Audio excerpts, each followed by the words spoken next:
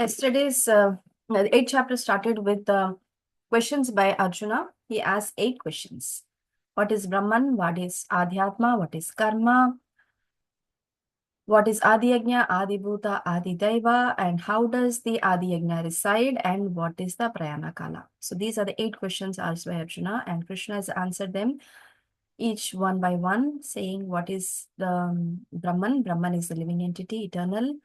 That's why it's Brahman. Karma is the fruitive activities. Adi Bhuta is the material nature that has acquired by the living entity. Adi Daiva is the material manifestation of the Devatas. Adi Daiva is the material, the demigods and the universal form. Adi Yajna is the Supreme Lord, who is the super soul residing in each and every living entity. And he resides, how does he reside? That was also one of the questions. He resides as the super soul. And what to speak of living entity, even resides in the atom. And then the last one was the Prayana Kala, which is the time of moving away from this body into another next body, which is the journey of time. So Krishna is taking time to expand on that particular answer of Prayana Kala for the rest of the chapter. In the third and the fourth, he answers pretty much all the questions. The rest of the chapter he takes. In the 8.5, Krishna started to speak, whatever you will remember me at the time of death by thinking about me. The verse is Antakale chamameva smaran mukva kalevaram yaprayati samadbhavam yati nasti atra samshaya. There is no doubt that you'll reach me if you remember me by quitting. When you're quitting the body, if you remember me, you will attain my nature. There's no doubt about it. And then he says, whatever state of mind one remembers at the time of his quitting the body, he will remember that and he will attain for that state. So that's what he said. Next verse is where we are now. Now, the next verse, which is, we'll share.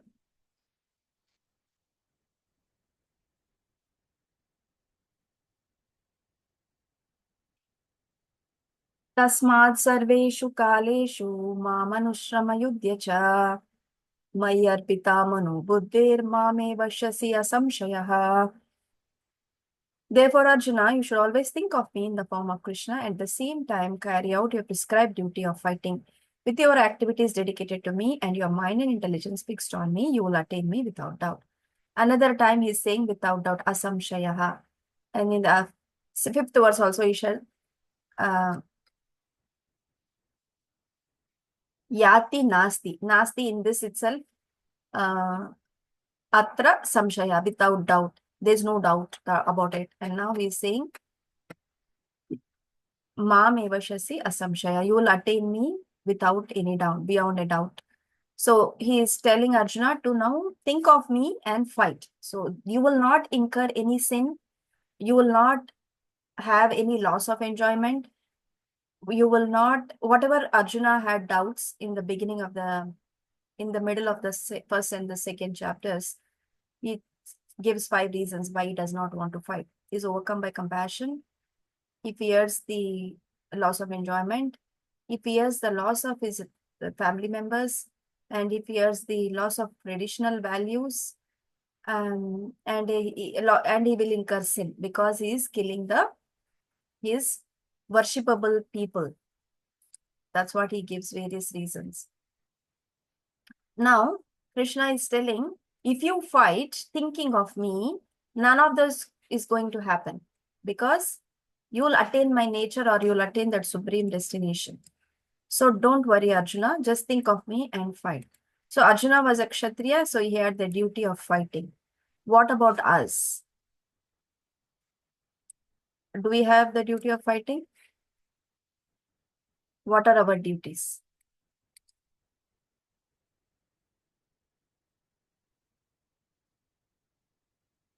Mataji, in the family, if we have something as a mother, as a wife, as a daughter-in-law, as a daughter, this is also a kind of karma. Or if we are working in the office, whatever is our prescribed duty, we should do it honestly. Yes.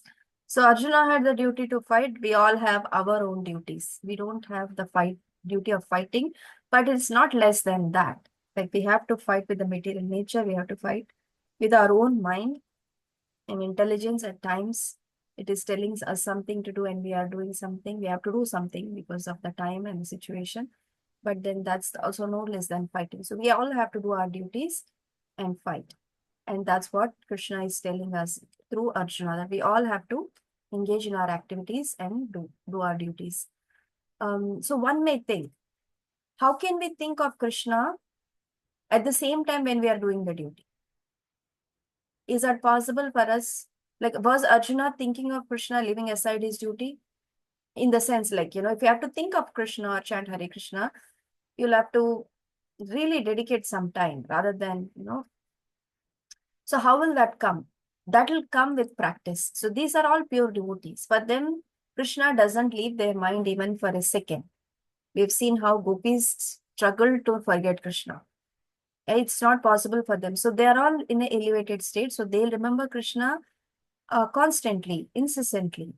For us, we have to practice. And if we would remember Krishna by doing your duty, we may not sometimes do our duty well. That is because we have our limitations. Our capacity is very limited. So we have to expand that capacity of keeping Krishna in our remembrance and doing our work. And that will happen only by practice. That practice is something that we have to inculcate in a daily routine. We need to remember Krishna at certain intervals so that that will expand. So what you practice, that becomes perfect, right? That's age-old saying. What makes you practice, that makes you perfect. What you practice comes automatically to you. So we need to practice remembering Krishna so that we will always remember him and carry out our duties with the mind and intelligence dedicated to him. If we remember Krishna, then there won't be anything else in the mind other than Krishna. And automatically intelligence will follow the mind's dictations. Because intelligence is something that it's scheming. Intelligence schemes. Like, I want to do that. Mind wants to do something, then intelligence goes behind it. If mind drags us somewhere, the intelligence plans how we can execute that plan. So if the mind is constantly attached to Krishna, intelligence will already automatically follows. So that's how we have to remember Krishna. So Krishna is telling, do our duties by remembering him. By doing that, we will attain him without doubt. Yes, Shalini? Quick question here, Mataji. So when Arjuna was fighting, or when Arjuna is a pure devotee, but when he was fighting, was he focusing on the battle, what his actions were supposed to be, or was he thinking of Krishna? So we as pure devotees, when we are doing our work, the mind is totally focused on that particular work and not thinking about Krishna. So how does that work? Should it be like towards the beginning that you say, okay, I'm surrendering my work to you, and then can I carry on? Doesn't matter. With the beginning, in the middle, in the end, everything works because it's all in the absolute nature. Krishna consciousness is absolute. Even if you have done some work, say 10 years back, you want to offer that to Krishna, now you can do that. So it doesn't matter. You want to do it at the beginning, which will set your consciousness right. That is fine. In the middle, suddenly you remember, then also it's fine. At the end, of course, you can do that is also fine. So anytime. But if you can become more connected and more present, you will do it at the beginning so that the rest of the things will. Arjuna's case, he's Krishna is there with him. So there is nothing that he's not remembering Krishna. He's of course focusing on his duty of fighting. But for him, they are on a different level of consciousness. So we can't really expect them to be, we can't really expect ourselves to be at that level, neither them to think that they might be at the same level as we are. It's a totally different consciousness. They are pure devotees. Krishna was there with them, was there with them. So that is how for us, it is all practice. It is all practice. We have to practice how to remember Krishna. Okay. Okay, thank you, Hare Krishna. So in this regard, Prabhupada has expanded this particular verse a little bit in the introduction. Are you able to see the same introduction passages? Yes, Mataji. So in this also, this is the introduction where he has said this particular verse, there is no doubt. Tasma sarveshu kaleshu ma manushrama yudhyacha. Can we read this passage? The whole thing maybe until here. But no need of translation. Okay, from here. He does not advise Arjuna. Okay, I can read it. Yeah. He does not advise Arjuna simply to remember him and give up his occupation. No, the Lord never suggests anything impractical. In this material world, in order to maintain the body, one has to work. Human society is divided, according to work, into 4 divisions of social order: Brahmana, Kshatriya, Vaishya, and Shudra. The Brahmana class of men, class or intelligent class, is working in one way. The Kshatriya or administrative class is working in another way, and the mercantile class and the laborers are all tending to their specific duties.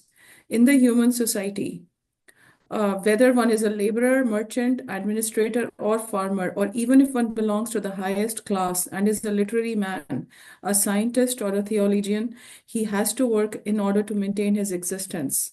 The Lord therefore tells Arjuna that he need not give up his occupation, but while he is engaged in his occupation, he should remember Krishna, Mam Anusmara.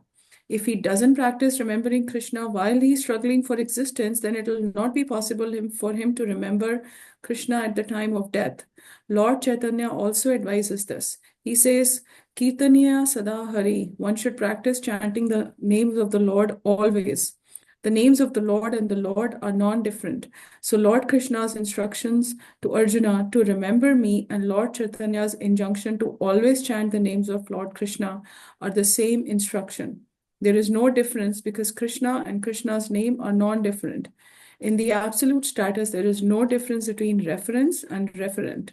Therefore, we have to practice remembering the Lord always, 24 hours a day, by chanting his names and molding our life's activities in such a way that we can remember him always. Wow. Should I continue? Yeah, this is a very profound example. How we can do that, like how that mood will come. Yeah, read that also. Yes. How is this possible? The Acharyas give the following example. If a married woman is attached to another man, or if a man has an attachment for a woman other than his wife, then the attachment is to be considered very strong. One with such an attachment is always thinking of the loved one.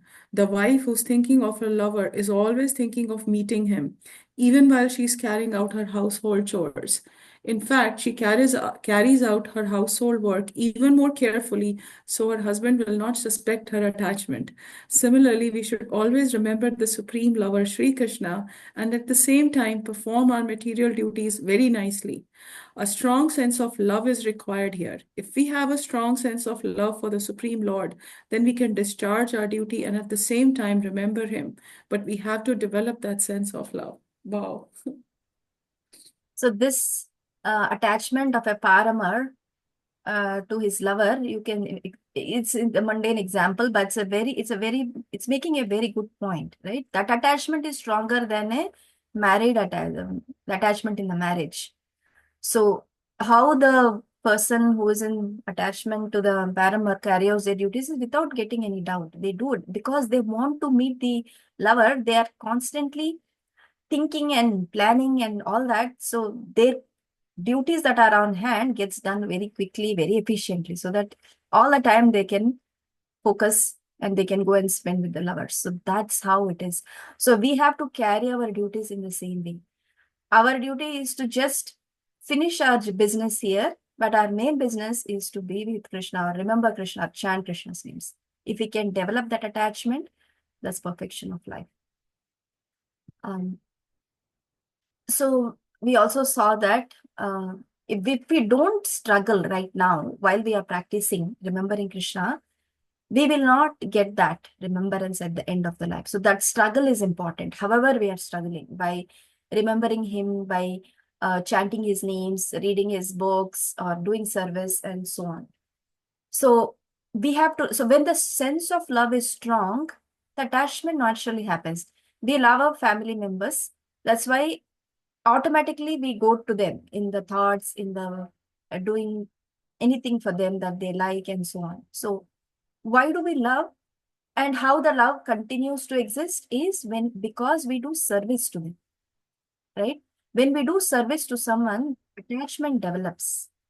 With that attachment, we continue, right? Even if for the family members, if we are away for say a month apart, that attachment's little bit comes down. If you notice, I mean that happens. It's not like you're constant, like it's not like it has come down, but that little, you have definitely come down a little because the service was not there for so long.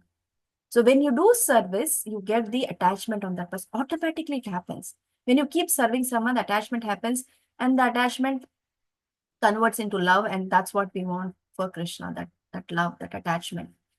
So we can continue to serve him. So we need to do serve. That's why Prabhupada named the activities that we do in devotion as devotional service rather than just devotion. If it is just devotion, okay, think of Krishna. How long can we think? The mind can't think so much. If we do some service in the mood of devotion, in the devotional attitude, then that becomes the devotional service. So like that. Yes, Nishita Mataji.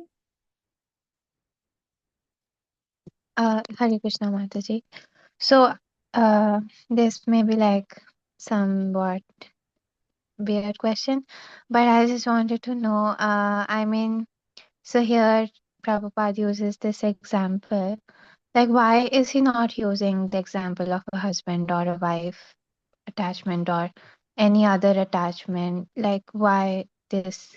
I mean, this is kind of illegal or immoral and wrong in a sense. So I. That is because, just said, there is more attachment in that particular relationship. There's more attach. If in husband and wife, it's more of expectation is there, responsibility is there. It automatically it becomes like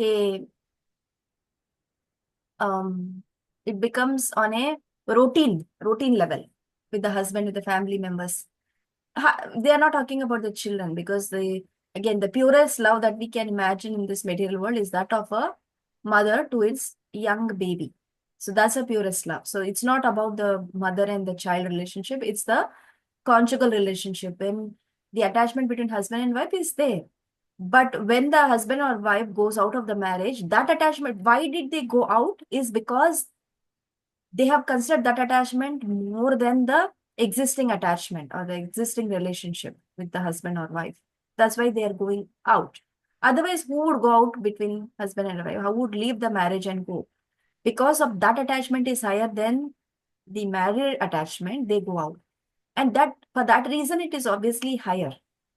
And that's very strong. Like how much they are thinking, how when I can meet, when I can go, just they do their duties just so that can be done, right? It's the comparison of the attachment or the feeling. They are not glorifying this particular relationship in any way to bring home the point of the feeling one has in that relationship. Mhm. I hope it makes sense. Because it's Okay.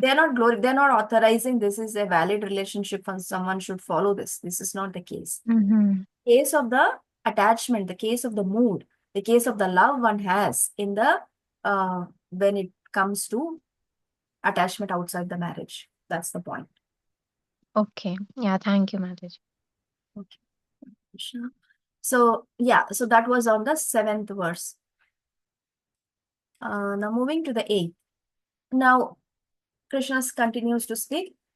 So right now, by the way, we are in that section. Let me just share the section also for a minute so you know what context we are in.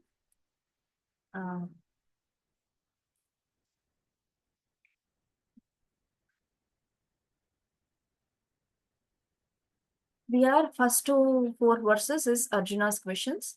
Then remembering Krishna at the time of that is 5 to 8. We are in this section. We're going to finish this particular section by 8th verse. So in this verse, in this section, Krishna speaks about how to remember Krishna and do one's duties, right? And if you remember him, you will attach to him. If you're not, you will not. You'll go to that particular place, what you have put your attachments on.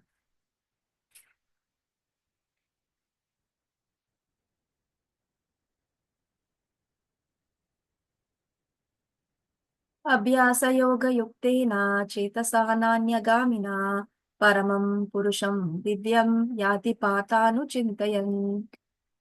He who meditates on me as the Supreme Personality of Godhead, his mind constantly attached in remembering me, and deviated from the path, he, O Partha, is sure to reach me. So, this is Abhyasa Yoga Yuktena. Abhyasa means, Abhyas is training or practice.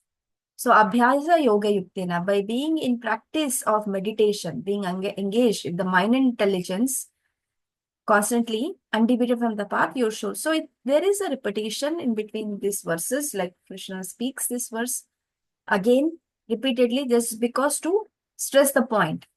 Now, he already told about that in the last 3 verses, 5th, the 6th, the 7th, almost. Now, 8th also, he's concluding saying that Abhyasa Yoga Vikari. So in this verse, Lord Krishna stresses.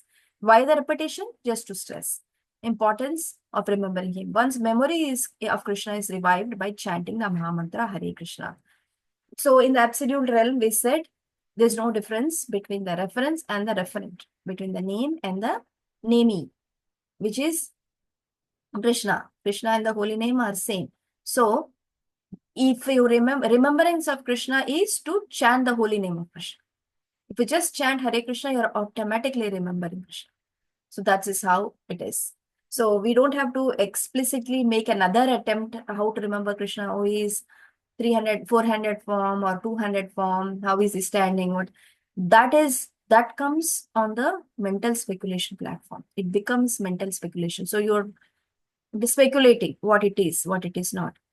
So when you chant Hare Krishna in the purified state, if Krishna desires, if Krishna wills, that will be revealed to us. So at some point, you'll experience that sweetness. You're not doing any extraneous effort to do that. That comes automatically. That is what Krishna's mercy is. He gives that mercy. So we have to remember Krishna by chanting his holy names rather than by doing any extraneous effort.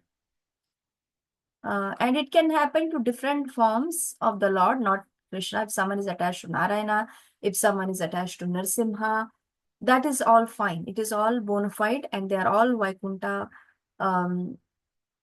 forms. So it's all bona fide. It all depends on your mood. It is your rasa. One example Prabhupada quotes is that of the butterfly.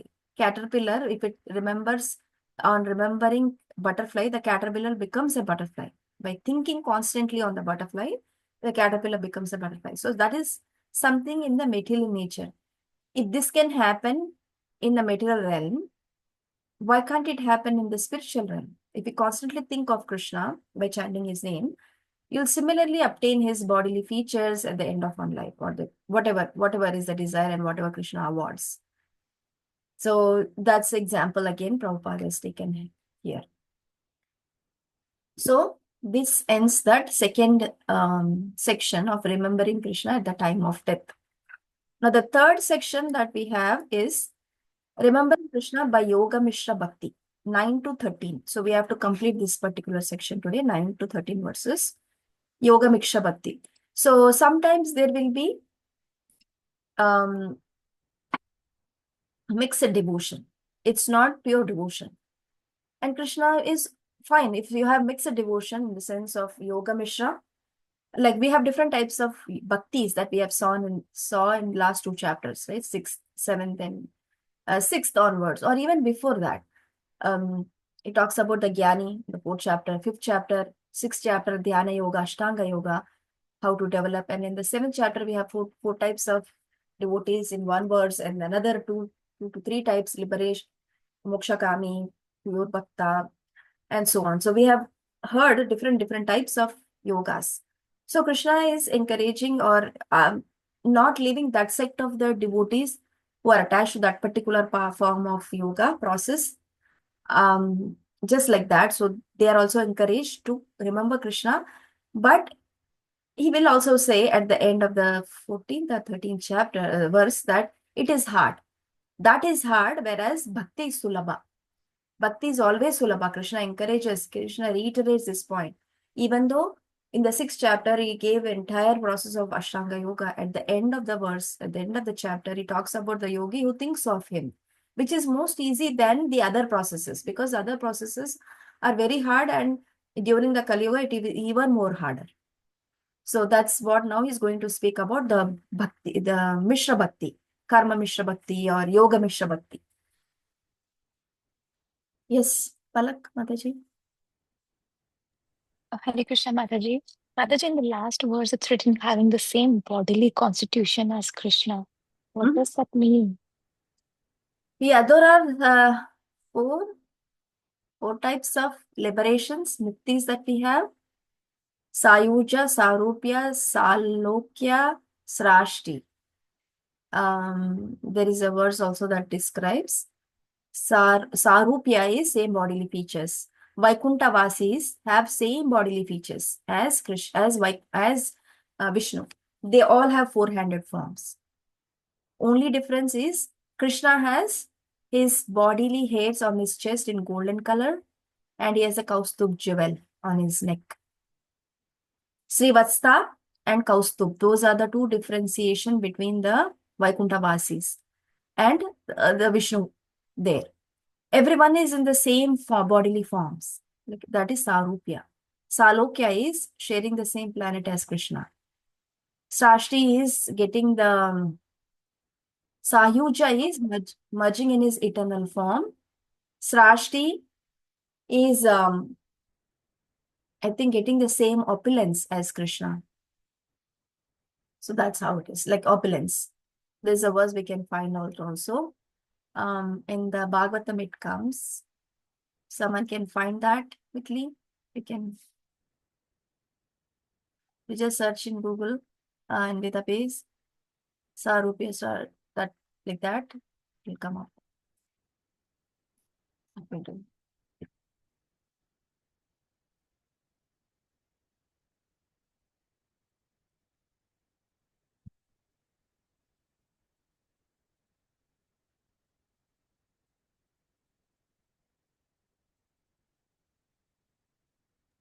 Found something, Mataji. Okay, I think that's what I also found. Okay, let's go to this one. Salokya, Samipya, near. Salokya is same planet. Samipya is near. Srashti is, we'll get to that. Sarupya, Prakara. This is not the exact words, but it's hinting to that. The five kind of liberations. Srashti is opulence, yes. Salokya is the same as the same place, planet. Samipya is constantly attached. Srashti is opulence. Sarupya is the same bodily features.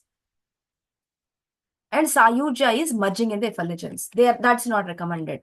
There are four here which are recommended. Sahyuja Mukti is merging in the form of the Lord, like impersonal liberation. That's not recommended. Okay. That's why in this this is not the verse, but I just got it because it was available. Adi Chaitanya Charitamrita Adi Leela talks about this. They are only talking about the four kinds because these are recommended. The fifth one, Sayuja, is not recommended. That's why they are not quoting it here. Mataji, what does it mean to have the same status as the Lord? Opulence. That's the opulence? Yes, opulence. Like Dhruva Maharaj wanted a kingdom higher than the kingdom of his grandfather, who is Manu, and greater than his great grandfather, who is Brahma. And greater than nothing is beyond the Brahma for us in this material world, right? But he wanted a kingdom greater than that. And that kingdom can be of that of Vishnu only. It cannot be anybody else's. So it's the same. If one is going into the Vishnu Loka, if Dhruva Maharaj has to rule the planet of Vaikuntha, then he will get the same opulence. If he is the king of the planet, then he will have the same opulence. Right? Does it make sense? Yes, Mataji, I don't. So whatever I've read so far, it has always told me. I think the first form from the chat, I think is Parishti. Sorry, Samipya, which is being personal associate of the Supreme Lord, Yeah. right? But there are others too. So, which brings us equal to the level of Lord. It's kind of weird that that is even possible if there is no way we can get to that point. When impersonalists think that so this is coming from the point that we know that the impersonalists argue that Krishna is a highly enlightened human being. He was a human, right? And he's highly enlightened. And when we talk about these other forms that are possible, then it kind of validates that yes, it is possible to reach at that level. No, in Vaikuntha also I said, right? The Vaikuntha Vasis have 400 forms. They all have, if you look at any South Indian temple, in the Jayan Vijay, yeah, there in the temple entrance, they are Dwarapalak. They have 400 forms. So their forms are same as Vishnu forms. They also have 400. But the difference is, like I said, the chest has the golden hair for Vishnu. So there is a difference. It's not like without difference. There is What's the difference. purpose of golden hair? That's where goddess of fortune resides. So Okay. it's very important for him. She resides there. And the jewel that is there on his neck, that the jewel nobody has. So there is a difference. It's not like there is no difference at all. No, we can't reach Krishna. We cannot be same as Krishna. We can become an associate of Krishna, but not as Krishna. And that is like not recommended. That is rejected. The Sayuja Mukti. If people are aspiring to go and merge in the impersonal effulgence, which is same as the Sayuja Mukti, there is no service, because in all other places there is service. In Vaikuntha, what are the Vaikuntha Vasis doing? Only glorifying Krishna and doing service. Only glorifying. Each step is a dance, each word they say is a song in glorification of the Lord. So that's their service. And you know what happens in the Goloka Vrindavan. They are all constantly with Krishna, remembering, playing with Krishna and doing some service. So in Sayuja, there is no service.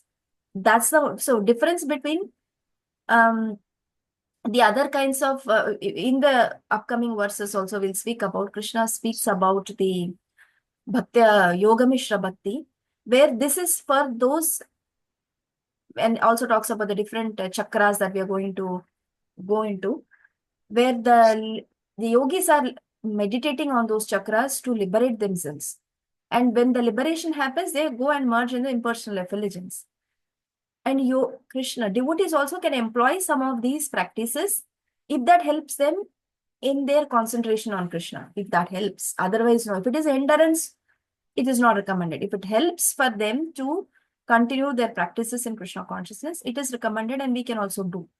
The difference between them and the devotees is that the impersonalists, they merge in the effulgence, there is no service. For the devotees, there is service from the beginning till the end and for eternity. We might do the same practices of, following some yoga mudras, and if that helps in remembrance of Krishna, it is fine. But the difference is we always have service. Devotees always have service. So it is never equal. I hope that clarifies. Yes, yes. Thank you for explaining this, Mataji. I think I've realized one thing, that if we can reach at those levels, I think it's very difficult to not develop an ego that, why Krishna gets to enjoy everything, why we don't. I think this is something that I have been feeling lately. Um, Not that why Krishna, but I think I shared this before as well, right? That we're trying to devote ourselves to Krishna because we think that, so we devote our, so it's in a way that if somebody becomes the prime minister or the president of the country, we try to listen to them because we know they have the power. If somebody tells that somebody else has the power, we go to them. So it's a very selfish thing that we're doing. I feel that's just something that I've been feeling lately. Selfish thing for what? Sorry. For us to surrender to Krishna because we feel that he's powerful and he is the he because he's the cause of all causes, and that's why we surrender to him, and not because we love him or something like that. We try to develop the love. Yeah, that is allowed, right? If you're thinking him in that mood of majesty, opulence, like he's the greatest of all, let me surrender to him because he's greatest, that's bona fide. It is allowed. Like the 4 types of bhaktas, which are in the 7th chapter we saw, that itself Krishna recommends. And what to speak if you are in a mood of awe and reverence. That is like 5 types of rasas that we have. The mood of reverence, awe, which is the shanta, and then the dasya, which is the servitorship, then the friendship, then parenthood and the conjugal. These are all valid rasas. If you have that rasa, don't beat yourself. It is, I am doing it out of my selfish motive. It is not that. If you are going to him that he's the greatest person, that's fine. But that may be in a little lesser mood than compared to a friend who goes to him just for friendship. Right? That's why the stages of the rasas, of the ways in which you can love Krishna are there in that order. Got it. That's And how do you identify your rasa? It'll come. Just like when you're eating food, nobody will tell you when you are satisfied. It comes. If you do anything extraneous, that becomes mental speculation. Got it. It will not, it has to be avoided. If you do it on your on your own, trying to get something, like I am in the conjugal mood, if you think then and act like that, it's not recommended. It is sayuja, or that's definitely not recommended. If you think that you're a gopi already and playing with Krishna and dancing in certain way, rasa rams and so on, this is not recommended in pure devotional service. The rasa has to be revealed to you. It will be revealed. Until then, we have a service to do. We have to continue with our service. Got it. Thank you, Mataji. This is very important, that if we start acting like mother of Krishna or lover of Krishna, we have to be in that mood of servitor only, like that. That's what Prabhupada recommends in all his teachings, not just hinted at you, but generally telling that even though we have Radha Krishna deities at home, Prabhupada has recommended that we need to worship them as Lakshmi Narayana in mood of awe and reverence. That's very important, because we haven't come to that stage of thinking Krishna as my lover yet, as my son yet. We may have some slight inclinations towards that, but servitorship is the main essence for any of these. The core of any relationship is a service. Even in the mood of conjugal lover, that gopis are serving Krishna. Even in the mood of parents, Mother Yashoda and Nanda Maharaj is serving Krishna. Friends definitely are serving Krishna by giving him the pleasure of playing with him. So there is always service as the core of the relationship. For us, in the conditioned state, we should consider, even though we are praying to Radha Krishna deities, even though that is there in the core of our heart to develop that particular rasa, but that rasa has to become strong. If you maturely think that you have come to that stage, that becomes not bona fide. So we have to develop by doing our practices in a regulated way until we get to that stage. That is also there in the Bhakti Rasamrita Sindhu. That is one of the books that you will read, where these things are, the science behind this Bhakti Rasa is revealed, given to us. It's not revealed, it is given to us as a steady format. It is a science also. It is not just emotion, there is science. Bhakti Rasamrita Sindhu, there is so much of emotions in it, but there is a science to that. So we need to read and study that systematically. So that will come. There's lots. It's a Sindhu. It's a Bhakti Rasamrita Sindhu. And we are only trying to get a bindu out of it, which is a small drop. So we need to be cognizant of that and continue with our practices that have been laid out in our scriptures. Bhagavad Gita, Srimad Bhagavatam is given by our acharyas, Srila Prabhupada. Did we cover it? Right? We covered, right? So now we are going into the next, which is the Yoga Mishra Bhakti section, 9 to 13. Krishna speaks this verse. Kabim Purana Manusasitaram Anoraniyam Sam Anusmaridya Sarvasya Dataram Achintya Rupam Aditya Varnam Tamasa Parastat. One should meditate upon the Supreme Person as the one who knows everything, as he who is the oldest, who is the controller, who is smaller than the smallest, who is the maintainer of everything, who is beyond a material conception, who is inconceivable, who is also always a person, who is luminous like the sun, and is transcendental beyond the material nature. So for one who wants to meditate on the universal form or do the Yoga Mishra Bhakti part, which is not this section, like I said, the 9 to 13 section is about remembering Krishna by Yoga Mishra Bhakti. So Yoga Mishra devotees, if they want to remember Krishna in their mixed devotion form, then they need to follow this process. Kavim Puranam Anusashataram. Like he's a Kavi. Kavi is the one who knows everything. The greatest Kavi, the topmost Kavi of this universe is Brahma. So he should think like that as a Kavi. He's the Kavi.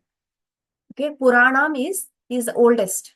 He is the oldest person because nobody is beyond Krishna. He still looks like a 16-year-old body. 16-year-old Shamasundar form. Krishna is always 16 years. He's not beyond 16 years. That's how he looks, even though he's the oldest person. Anusashitaram is the controller who establishes some anushashan in the universe. So he's a controller. Anor. Anor means smaller, right?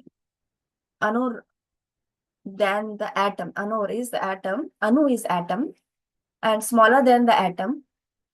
And always one has to think of him. Is the maintainer. Data. Data means Sarvasya is everything. Data is the maintainer. Achintya is inconceivable. That is his Rupam, which is illuminous like the sun and without any darkness. Tamasa parasta is translated to darkness. So we need to think that people or the devotees who are in the Yoga Mishra platform, this is another process that has been laid out to them. The process of thinking of the Supreme is mentioned in this. The foremost point is that he's not impersonal. So the foremost point that we need to catch here is he's not an impersonalist.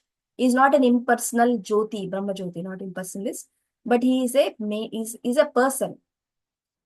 He's inconceivable. Whose form? Rupam. Rupam has come. As soon as it is Rupam, it is a person. So that's the point we need to catch. And when we are talking to some impersonalists, we can explain them. Krishna has a form. There are many verses, and this is one of that verse. He has got Achintya Rupam. He's telling it about himself. He's not impersonal. He has the Rupam. And so this is the way we can think of Krishna. Thinking is something that we can make, like, if it becomes hard for us at some point, then we can think he's the smallest of the smallest, the greatest of greater. These are the ways we can employ in our devotional service. We can employ, definitely. But not that is the all in all. A devotee can use these practices of thinking about Krishna. But if you think this is the only way, then that becomes lesser than the path that has been given to us, which is pure devotional service path.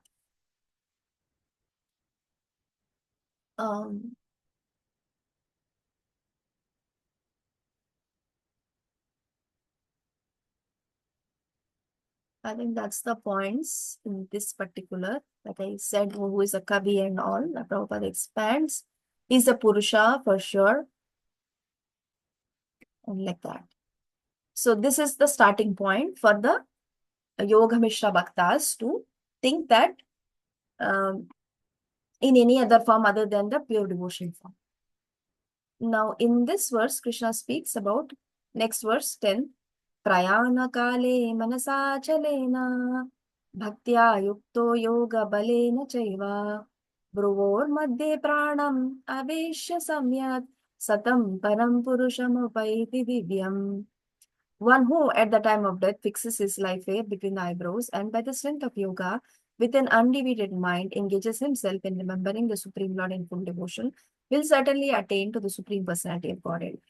Now, this was a Yoga Mishra Bhakti section, right? So there are, Krishna, I think, will speak more about this. Prabhupada speaks about this because the essence of this Prabhupada gives, right? Like bringing the concentration between the eyebrows here is the prana that is there in the body has to be brought up. And that doesn't directly come to that level because the prana comes from bottom to up. So there are chakras within the body. Shat chakras is what it is said. Mooladhara chakra is the starting point, which is at the bottom of our body, and then followed by different, I don't remember all the names, but Mooladhara is the starting chakra, and don't remember the names, but then finally it comes to the Agnya. Agnya is here. So there are different sections. One is at the genital area, that's the Mooladhara, going up into the middle portion between above our navel, near the navel, that's another area for the chakra. Then the heart area is a chakra, throat area is a chakra, um, and the Agnya is here, and then the last one is Sastra chakra. Sastra is actually there are 7 chakras.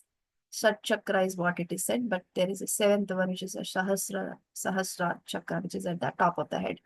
The Agnya chakra is here. Prabhupada is speaking about the 6. So to bring to that level, the pranavayu has to travel, and one has to concentrate and recite some mantras for that the prana to travel from that place to the higher up.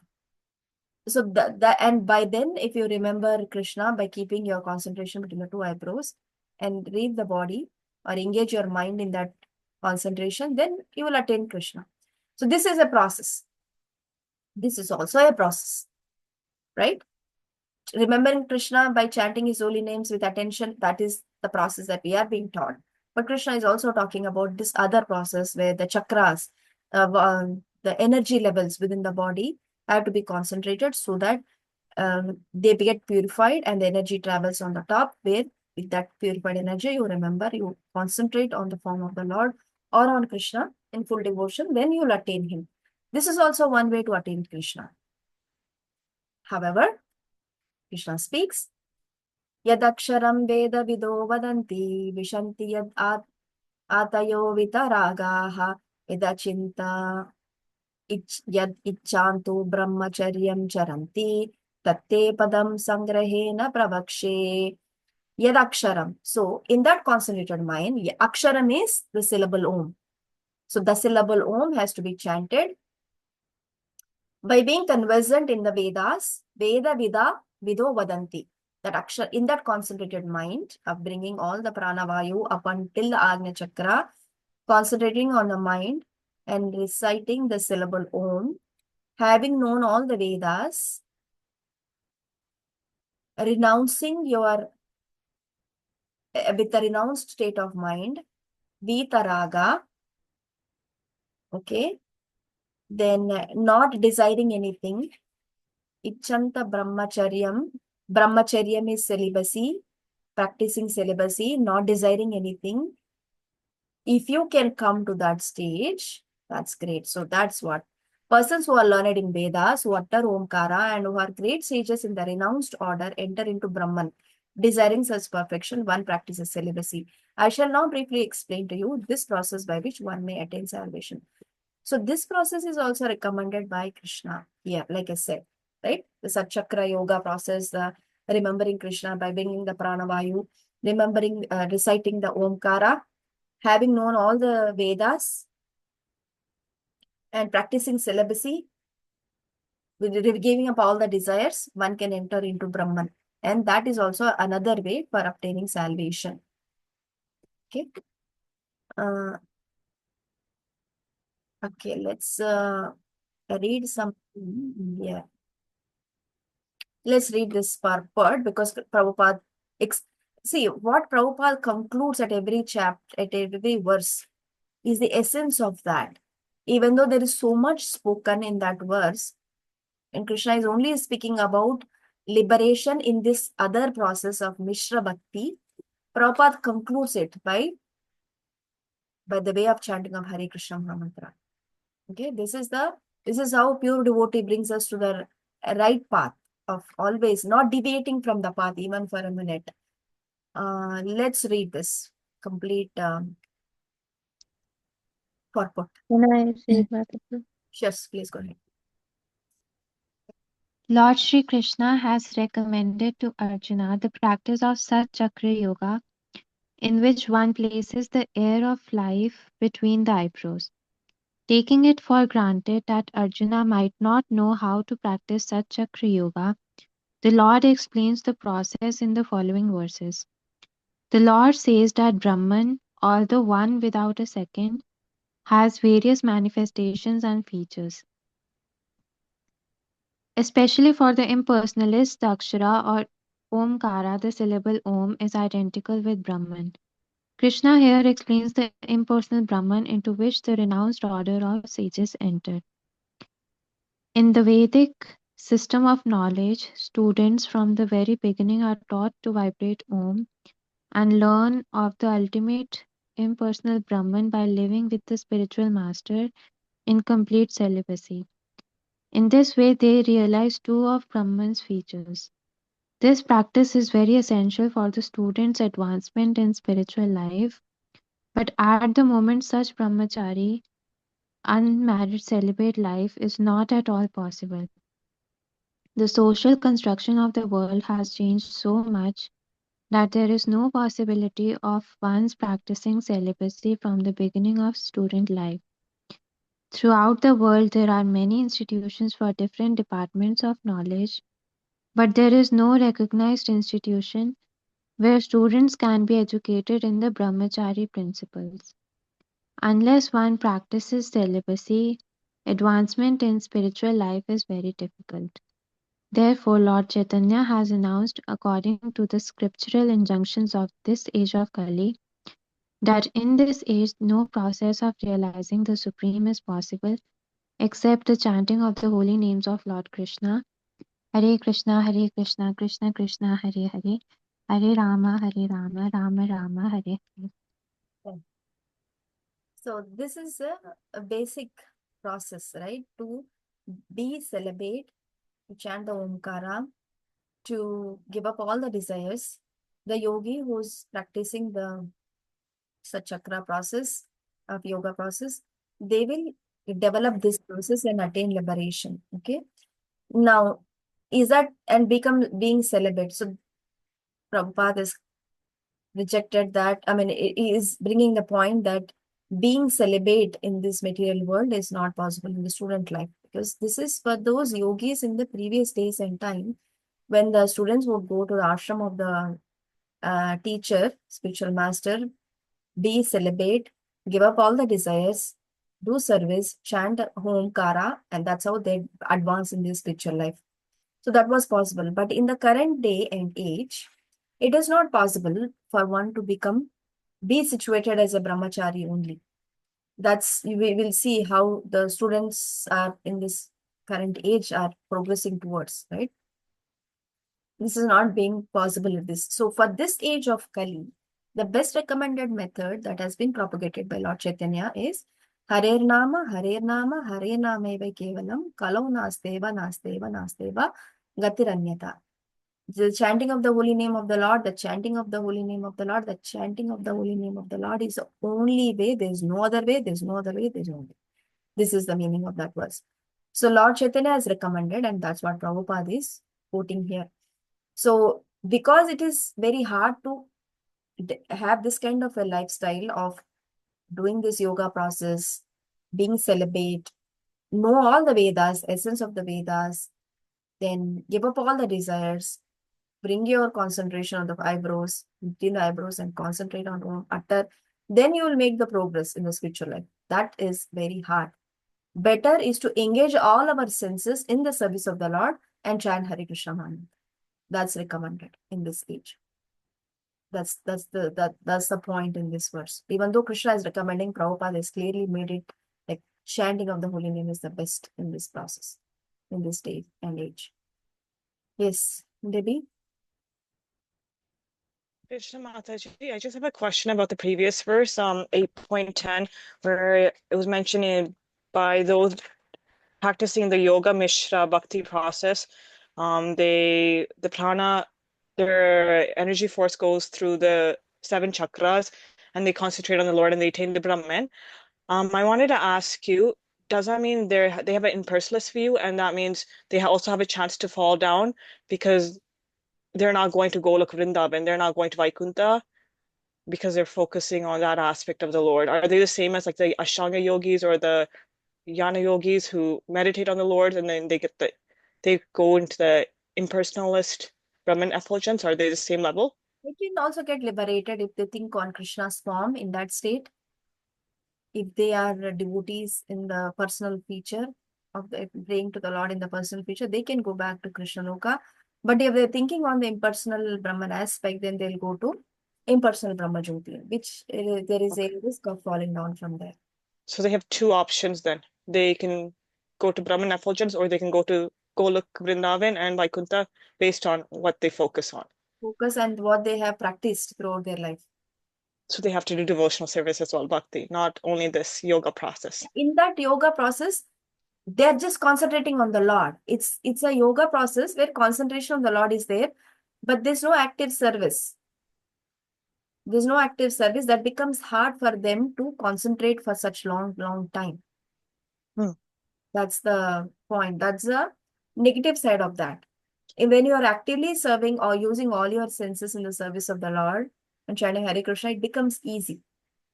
Because senses are automatically. If you want to fast on Ekadashi, how is it? Is it easy to fast on Ekadashis? Yesterday was Ekadashi, right? Yes. Was it easy?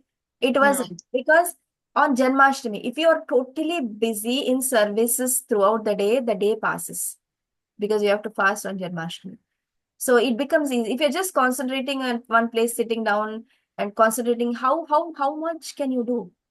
The senses have to be engaged. You need to move that concentration of the senses from there on to the service, in the service of the Lord. So that way it will become easy for us. Thank you. Thanks. Yeah. Palak. Mataji, so this is something I'm sharing from my experience. I do have a yoga instructor, but I usually meditate with her. So when she makes me meditate, I usually do the Om, right? And I've felt this that when I do the Om, right, the vibrations at the end of the mo are very calming, are very soothing, and they actually help me go into the state of thoughtlessness, right? Um, so then no thought comes, I'm actually nowhere, right? But when I chant Hare Krishna, when I do my chanting rounds, I'm constantly bombarded with other thoughts. I want to know that why is the Om so calming versus our Mahamantra? You can see this is recommended for this age of Kali Yuga. Chanting of Hare Krishna is recommended. Om, we have seen in the previous verses of previous chapters, Om is Krishna, Radha, and their energy, right? It is, and Hare Krishna Mahamantra is that. It is the Mahamantra. There's no Om in it. So there are no regulations, rules attached to it. Om has to be done sitting in one place and quietly chanting. There is a rule. Yama and Nema is there. For Hare Krishna Mahamantra, it is not there. So you need to make, because it is easily available, it is easily taken for granted also. It is a very powerful mantra, Hare Krishna Mahamantra. There are innermost meanings of it also, which very esoteric meanings. So if you have that faith and just chant Hare Krishna and rehear and each and every syllable, that calmness you will get in Mahamantra also, by chanting Mahamantra also. It will come. Just that you need to have that initial Adav Shraddha and chant. If it helps, you can chant Om to calm your mind and chant Hare Krishna. You see how that goes. Because this is a personal question you're asking. So it's a personal answer. You can chant Om to calm your mind and continue with Hare Krishna chanting. See how that goes and can reflect on that. All right. Thank you, Mataji. Nishita? Yes, Mataji. So in this verse, I have doubt in two lines, like text 11. Firstly, the Lord says that Brahman, although one without a second, has various manifestations and features. So what does this mean, like although one without a second? And Brahman here refers to the effulgence of the Lord, or is it like the Brahman, the Jeev, the living entities that was discussed previously? So this is the Brahman, Supreme Lord. The Lord says that Brahman, although one second, has various manifestations and features. This Brahman is Krishna making it clear that he has a form, although they think it is this impersonal effulgence. I'm sorry, I didn't get your question fully. If you can repeat it. Yeah, I mean, I didn't understand this. Although one without a second, it has various The manifestations. impersonal effulgence is that Brahman effulgence, right? The Brahman, see, Brahman word depends on the context. Yesterday I said Brahman carries different meaning in different situations. In this particular verse, it is it coming in the Brahmacharyam? This is not coming in the verse, right? Brahman. It's Prabhupada who's quoting that, Mm-hmm. right? Krishna Yeah. is taking it for granted. Arjuna said, Oh, Mataji, if I may, does it mean that there is only one Brahman? There is no second Brahman. However, it can exist in multiple forms at the same time. Is that what this statement is saying? Brahman, say that again. Are you reading from somewhere? No, I'm just saying it. No, I'm not reading it. I'm just talking about this statement that Brahman is one. There is no second Brahman, but it can exist, it can manifest in various forms at the same time, Right, even though right. it's one. Yeah. The Brahman is the okay. supreme Brahman here. The supreme soul, the super soul.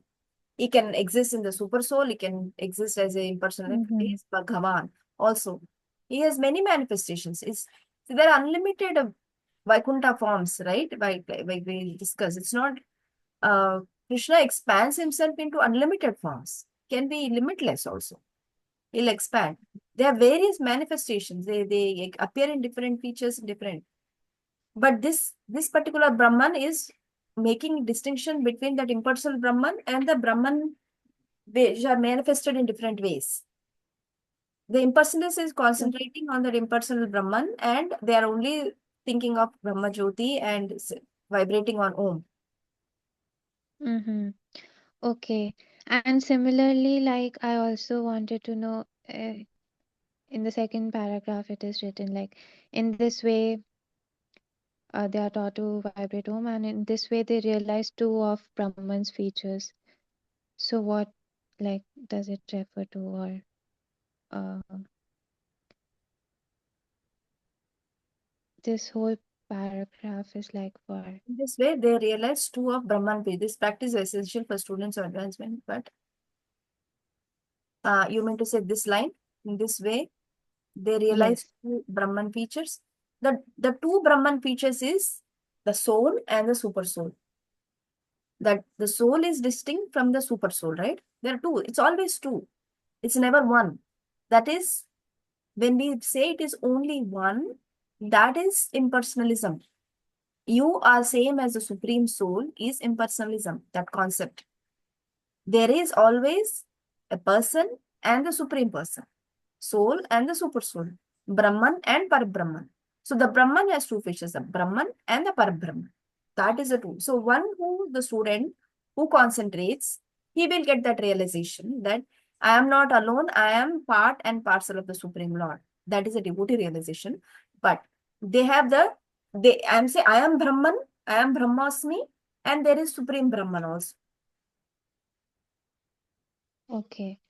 Actually, I'm always confused with this Brahman because here now, when we are saying this two of Brahman's features, this Brahman refers to the living entity, right?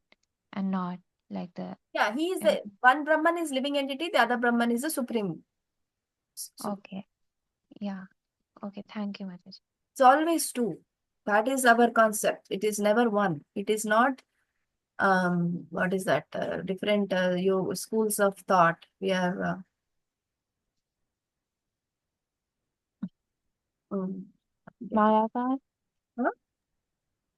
like Mayavadi. No, different like Buddhism. no. Dvaita, Advaita. Dvaita, Advaita is one, oneness.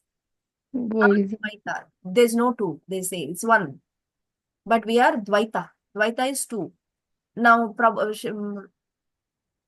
Chaitanya Mahaprabhu proposed Achintya Beda Abheda Tattva. They are simultaneously one and different. How? Brahman and Supreme Brahman are different simultaneously, but they can be one also in the sense of quality. Quantity is high for Supreme Brahman. Quality wise, they are same in that Supreme Consciousness. They are also Satchit and Ananda. The living entity can come to that stage. When by the 400 Vaikuntha Vasis, they are also in that state of Satchidananda. They are also experiencing the bliss and all that. They get all that. That is why it is inconceivable how it can be simultaneously one and different. Chaitanya Mahaprabhu propagation is Achintya Bheda Abheda Tattva. It is simultaneously one, it is inconceivable. It is simultaneously one and different. There are always two, but it can be Mhm. in the sense of oneness in the quantity. Sorry, in the quality. Quantity is always separate. Quality wise, it can become the same quality. That is Okay. Achintya. That is inconceivable. Okay, thank you, Mataji. Can you please repeat what you said? The Advait and Dvait, right? It is not complete what I'm talking. Yeah, there are more. Then there is Dvaita is two, like there is soul and super soul. Advaita is there is only one. We are all one. That propagation is Advaita, Dvaita. Mm-hmm. Then there is one more in between, which is not, it's not getting in the mind. But then Chaitanya Mahaprabhu says Achintya Veda Aveda Tattva about the soul. Okay, If we know thank you, that, Mataji. that's good for now. We will get that in the maybe in the different purports as we go, or maybe you would have finished that in the previous chapters. I don't remember. We'll see how that goes into different purports. Prabhupada goes. Maybe in the beginning of introduction also it would have covered. Yeah. Okay, thank you, Mataji.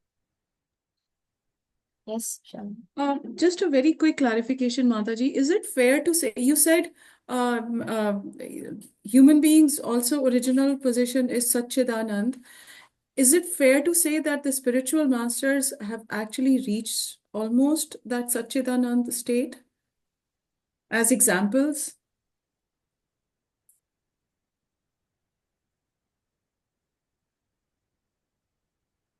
Spiritual masters, as much as they require in their current body,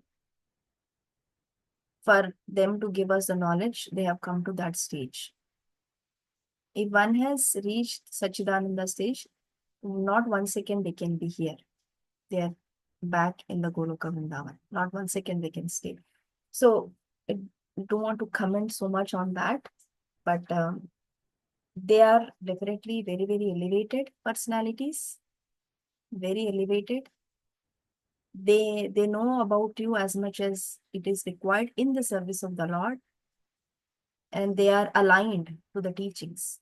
So if it is that is important for us, are they aligned to the teachings? Is important for us. That much we need to know. Whether they have reached the stage, that's not for us to do. That's not for us to think or have an opinion on that part. They are Okay, part thank the you. teachings, they are aligned to the process. That is very important.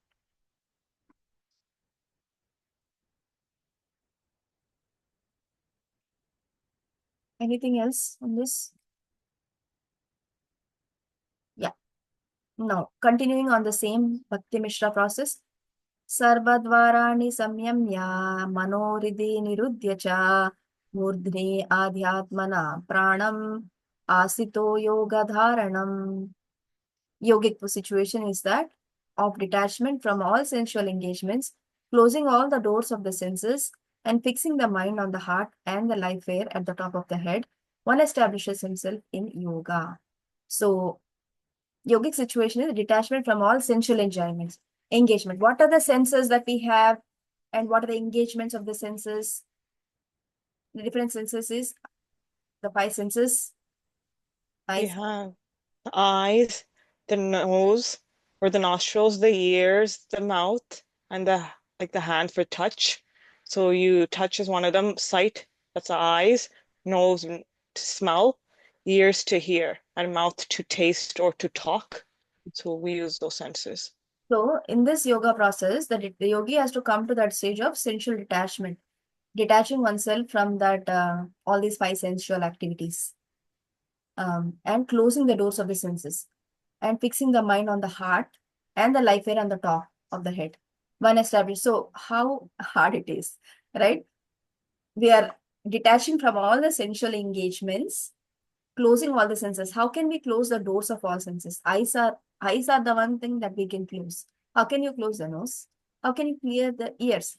By nature, eyes are open. Eyes are closed. We can close the eyes, and ears are open always. There's a facility to, there's an arrangement to close the eyes, but never an arrangement to close the ears. So these are always open. How can you close the doors of the senses? The closing of the doors of the senses here means aligning them to the service, basically. If there is a service to, if you want to hear Krishna Katha, then you have closed the doors of your ears to anything mundane. Only you are hearing Krishna Katha and Krishna Kirtan. That is when you have closed the doors of your ears. If you close the doors of your eyes, means you're only seeing the spiritual objects, not anything mundane. That is closing the eyes, doors of your eye senses. Same thing with touch and taste. You will only taste Krishna Prasadam, no other rubbish.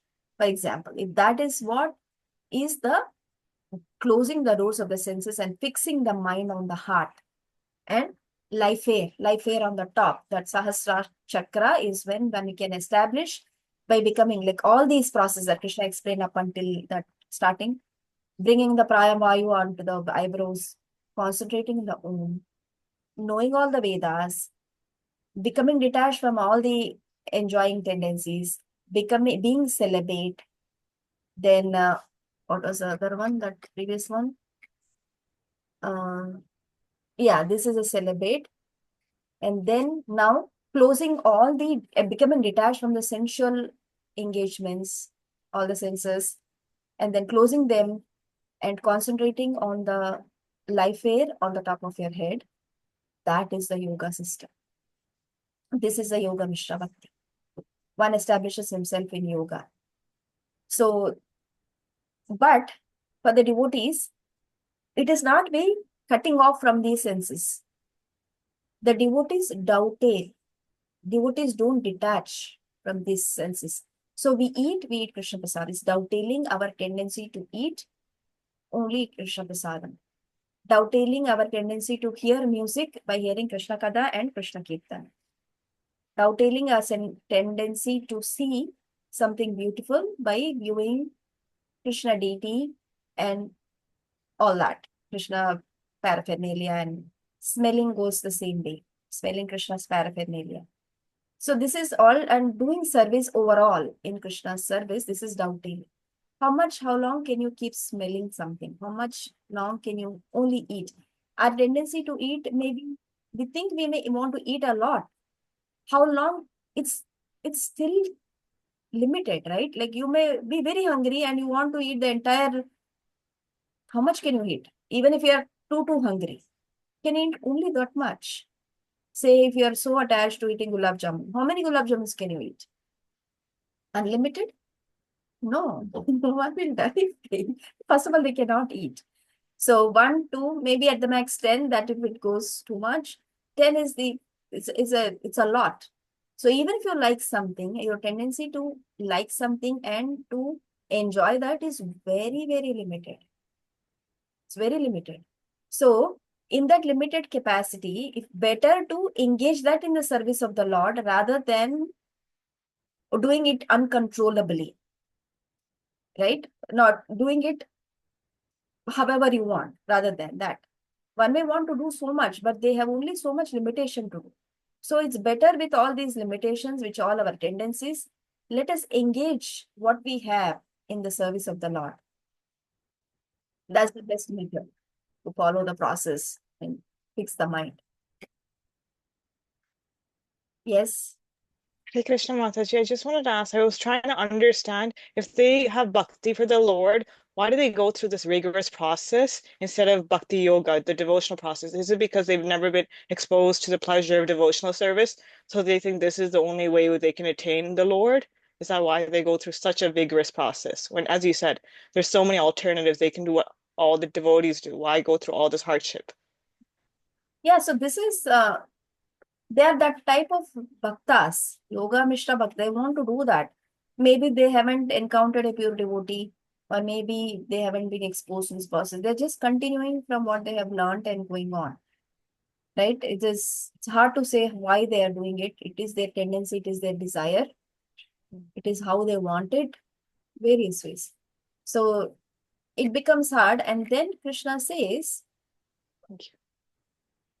in the next verse actually he says, yeah, we are not covering that today, but in this verse, next verse, Omiti ekaksharam brahma vyaharan ma manushraman ya prayati tajjan deham sayati paramam gatim.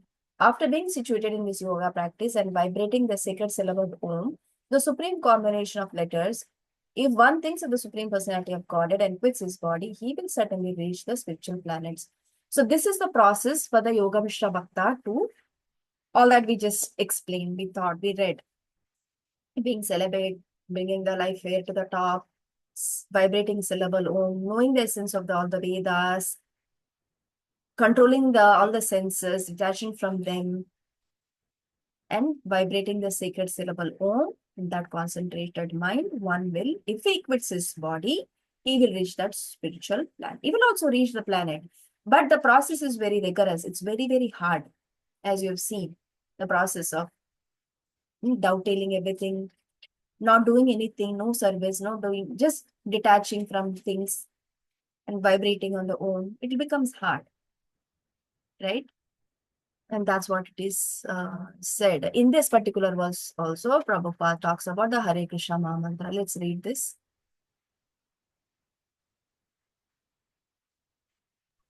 I can read it, Mataji. Yes.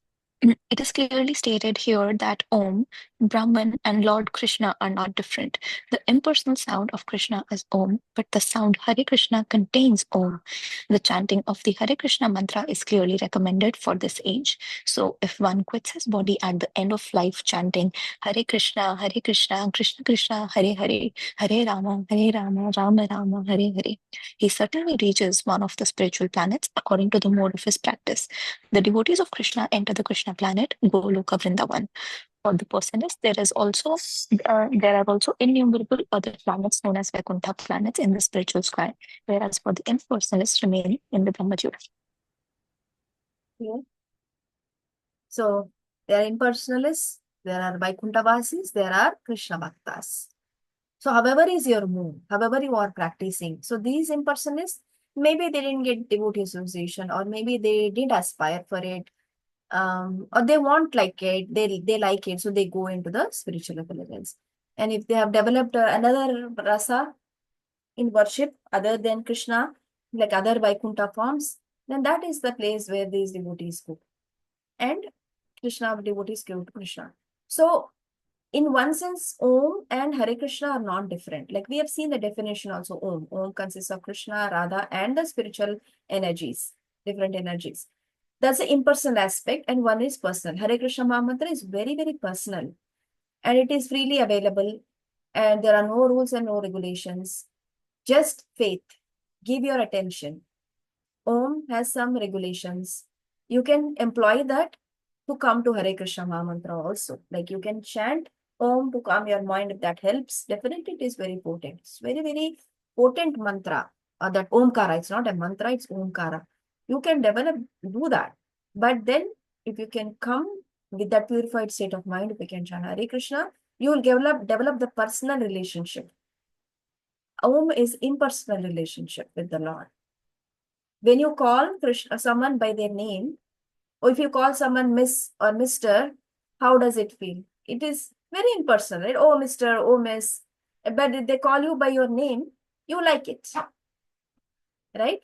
So it is like that. Om is very impersonal. Hare Krishna Maha Mantra is very personal. You're calling them by their name that they like. So that is the difference. Yashika Mataji?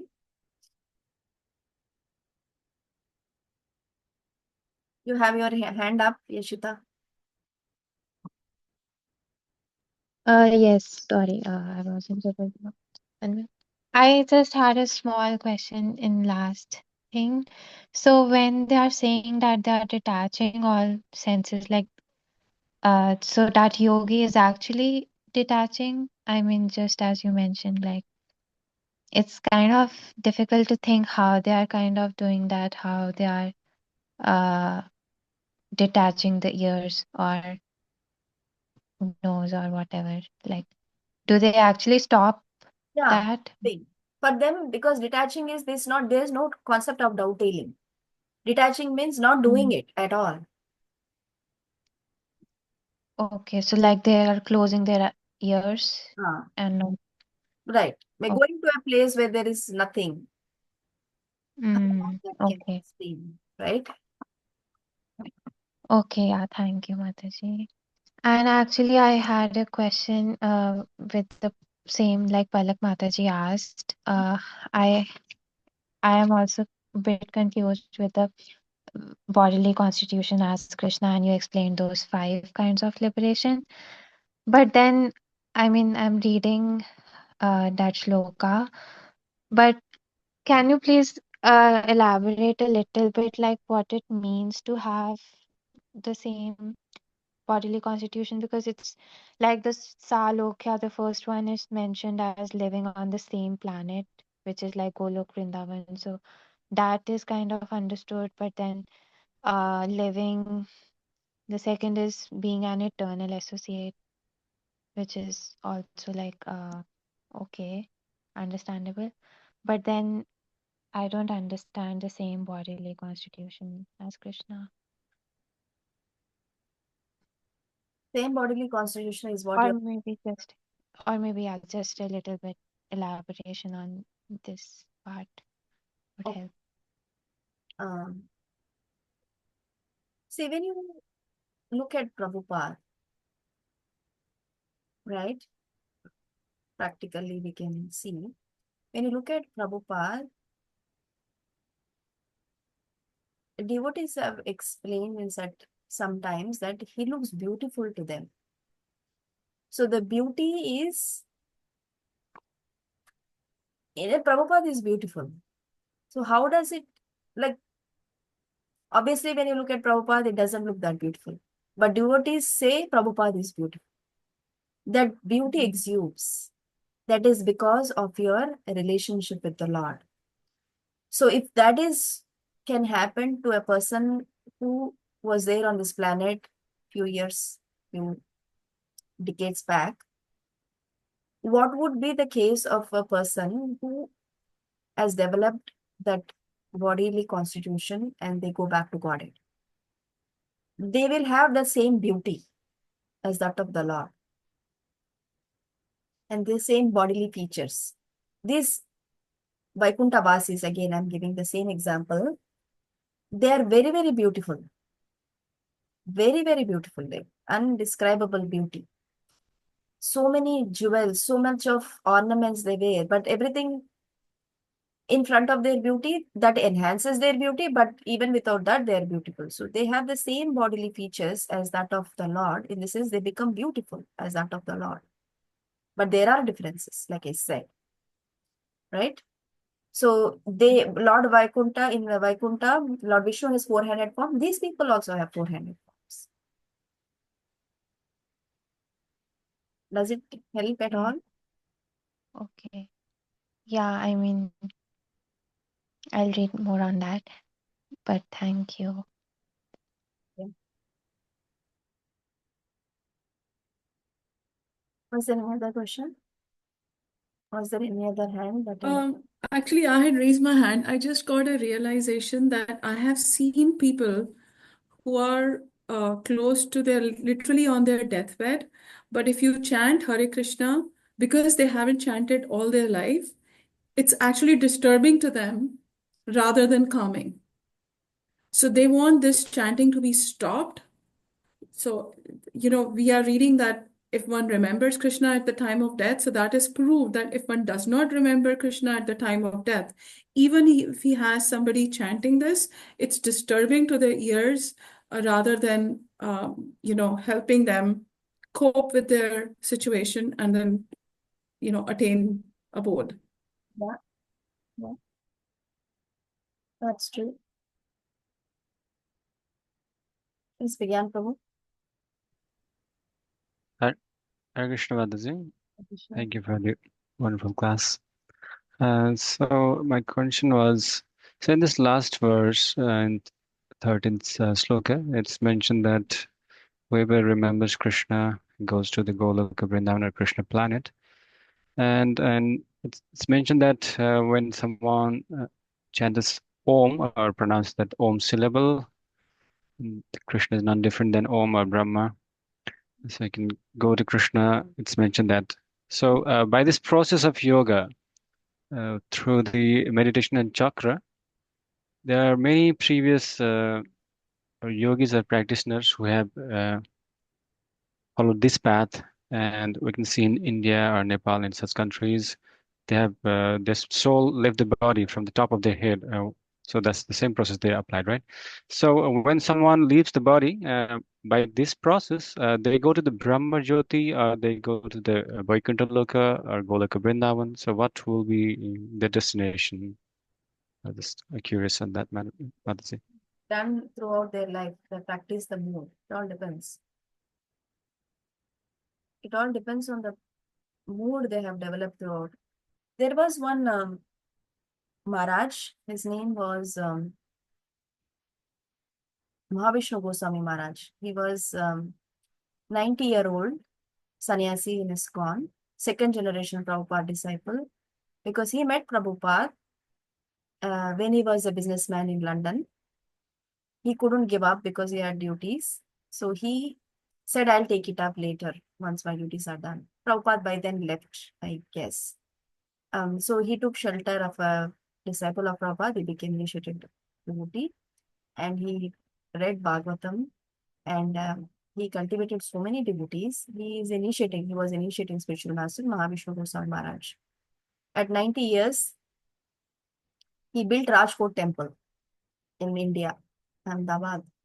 And he gave it to, like, on his own strength with his own devotion and raising funds and all that. So at 90, he passed his body. When he passed his body, there was his main disciple who was sitting with him. And he was putting his hand on the Maharaj's head while rubbing his head, like he was rubbing the head as he was going through uncomfortable situation. At some point, this Prabhu, his hand had a big force coming out, and then it hit his hand, and he felt like, what is this? And then later on, he explained this phenomena to other devotees, and they said that his life air went through his top of the head. He's a yogi, top class yogi. He has developed his consciousness in such a way that he could release his life from the top of his head. What was he doing throughout his life? He was doing devotional service. So this is how he has left his body, and what one can only think of his destination at the lotus feet of Krishna, right?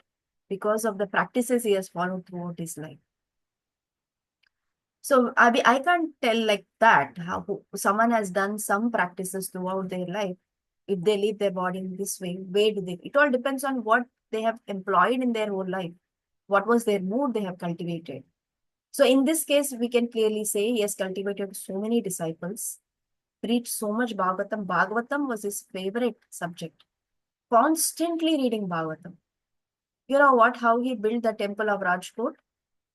He and his disciples sat under a tree in Gujarat and he was only reciting Bhagavatam without day, without light, without no consideration of the external climate. Just reading Bhagavatam day and night. One person came there and said, I have some land, please take this land. And that is how they got the land to start with. And later on the funds came, slowly. So that is how he is totally attached to Bhagavatam and chanting Hare Krishna. That was where teachings, that is his practices. So he His destination will be in the lotus feet of Lord Krishna. That is what we can tell. But if a yogi who is practicing all this, what we just heard, and if his destination may be somewhere else, depending on his mood. So it's very subjective. Devotional service, in one sense, is available as a generic process, but it is very, very subjective also. Because it's the soul to soul connection, soul to super soul connection. It's very subjective. One has to practice on their own and realize it for their own. Does it help So, you? yeah, so if they are impersonalists, they may go to the Brahma Jyoti, or they may go to the spiritual abode if they are devotees of the Lord. It depends upon their practice, right? They will be out of the material world anyway, in either in the impersonal Brahma Jyoti or the spiritual planet, right? Yeah. Okay. Thank you, Mataji. Yes. So Mataji, two questions. So you quoted an example to Bhagyan Prabhuji. What was the name of the person that you said? Vishnu Goswami Maharaj. There is another Maharaj, Mahavishnu Maharaj, who is still on the planet. But this Maharaj, Mahavishnu Goswami Maharaj, passed away in 2010, long back. Got it. Thank you, Mataji. And the second question was around Shalini Mataji's realization. There she said that it's disturbing to some people if you chant Hare Krishna around them, if they have not practiced Krishna. I want to understand it more. Why is that? Because they have not practiced, as simple as that. They haven't realized, first of all, they did not practice it. So it becomes hard for them to accept it. Right? If you don't have no attachment to something, how can you become attached to something at the uncomfortable stage? At the time of leaving of the body, it said that in the scriptures, it's the pain is that of 40,000 scorpions biting at the same time. We don't know what is the pain of getting bitten by one scorpion. They're talking about 40,000 scorpions being bitten. At that time, in order to concentrate on Krishna's holy name, how much can they relish? They have no taste. They have not heard it before. Nothing they have. So it will be hard for them. So, Mataji, yesterday we were discussing that sometimes devotees do that. If somebody dies in front of them, they try to chant Hare Krishna so that they are trying to give them blessing. It's all coming from a good intent that their pain is released, or in the next birth they get some. If they do not reach the spiritual planets, they have inclination. Right? The intention is to help. Then how can it be troublesome? No, it is help for the person. We are the devotees who are doing it as a service. For them, it is a service. But for the person who is taking it, for them it is troublesome because they are not exposed to this. They have not understood this process. So it becomes like another sound. There is faith that is required, right? Adav Shraddha is needed. That Shraddha is not there in them. Then should we be doing it or not? No, Because we don't want to cause pain, right? if they don't want it, then obviously we will not do it. Because Krishna doesn't take it. He doesn't ask, doesn't say, now that I told you Bhagavad Gita, you do whatever I tell you. Krishna doesn't say then. Devotees have to follow the same. It's a mode of service. If they want this service, then they are ready to offer. If they don't want, if someone doesn't want, we can't offer it to a person who does not want it. But how would we know they are dying, right? How would we know that they want it or they don't want it? That's what she said, that they didn't like it. They wanted it to be stopped. They explicitly mentioned it. It's not like they're keeping mum about it. They said, I don't want it. That means we need to honor that request. Please. Got it. So it's like that you need to listen to them. If they ask you to stop, then you stop. But otherwise, you should Yeah. always try to Exactly. chant Hare Krishna. Okay. Thank you, Mataji. We'll stop. Otherwise, we'll continue. Yes, Prabhuji. Thank you. Krishna Avatari, Prabhuji. I think for Shalini Mataji's question as well as for Palak Mataji's, I think the Mdutas are there and they are trying to avoid the sound of Krishna. coming into the ears of the person who is in the deathbed. So the Vishnu Dutas cannot take over and take the person to the Goloka. So we still need to insist to chant Hare Krishna, and maybe not as loud as it can be, but at least whispering Hare Krishna Mahamantra so that the person is not disturbed, but at the same time gets out of the glitch of the Yamduta and get into Vishnu Loka. That's my just simple Family is telling thought. what can we do, Prabhu? The family is telling, at least the deadbed person may sometimes express dislike for that, but the family is also not encouraging around them. They said, no, you can't do this. What can anybody do? Although we know all in good intention, we know the power of the holy name, we know everything, but no, service can be offered only so much. They don't want it like good distribution. Like we can't just put it on their face and take it anyways because this is very good for you. We can't do that, right? We'll only go to the person who's ready to accept it. And we should not give also like that. We should not give also. What if this person hears the holy name somehow and they will not go back to Godhead? But what if we go back, for example? He will not have taste. The soul has not developed the taste. What will he do in Goloka Vrindavan? In the Goloka Vrindavan, our eternal process is to chant, hear, glorify, eat, prasadam, dance, sing, all this. This is the activities that we do in the making. We will do this in the perfection also. Practice and perfection, the same activities. Okay. So for the example of Ajamil Prabhu, he was not a devotee, he was just calling his son's name and he got attained. Similarly, why not these souls also can get attained with the hearing of the Lord's name? We are not forcing them, but then we are just Okay. close by and like murmuring the name of the Lord. Ajamil story is a different level. It is there in Bhagavatam. Ajamil was a Brahmana. He Yeah. Vedic rituals followed throughout his life. And he has named his son Narayana.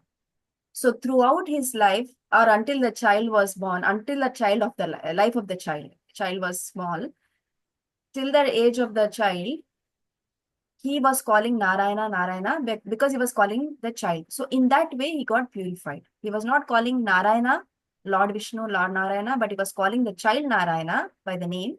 He became purified. On the deathbed, he was calling Narayana in a Vibhasha state, helpless. Oh, okay, okay. It was helpless. It was not out of, he did not commit any offenses here. He was vivash, he was helpless.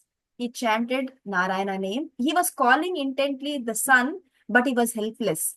So these two conditions helped him to attract Vishnu Dutas. Someone else didn't chant, he only chanted. So Vishnu Dutas came for that. And at the same time, because he did so many sinful acts, Yamadutas also. So there was a fight between Yamadutas and Vishnudutas. Finally, Vishnudutas and Yamadutas, both of them left, leaving him behind. He lived in that body for 12 years and he perfected his Krishna consciousness. Then he went back to God. So Ajamil's story is extraordinary story. That's why it is there in Bhagavatam. All Bhagavatam stories are extraordinary. They are not ordinary. Okay, and that's why they make a point. They make a difference in someone's lives. They're very, very different at a different level. And Krishna doesn't give this opportunity to any ordinary. They have to be extraordinary. Okay? Yeah, I understand that it's not just like that easy. Hear the sound and then go to Goloka now. You should practice He has seriously. developed that taste. He will after 12 years, he went back to Godhead. But for an ordinary person, suppose he goes back to Godhead, for example, let's say, what will he do? The soul is there. The soul has the same impressions. He has developed so many sinful lives. At the end of the life, he remembered Krishna. Krishna, we cannot cheat Krishna like that. No way, yeah. That's a very good explanation, Mataji. Anything else? Mataji, thanks for sharing that Mahavishnu Goswami Maharaj's, pastime, or what do you call it?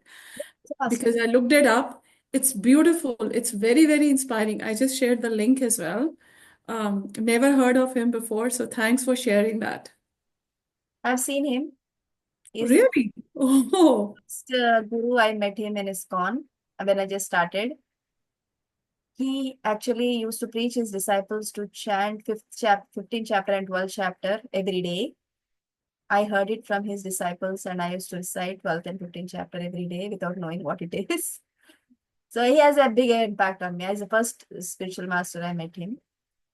And I've seen his disciples. In fact, his disciples are the ones who taught me Krishna consciousness in the beginning. The very first disciples, the very first devotees who I came in contact were his disciples.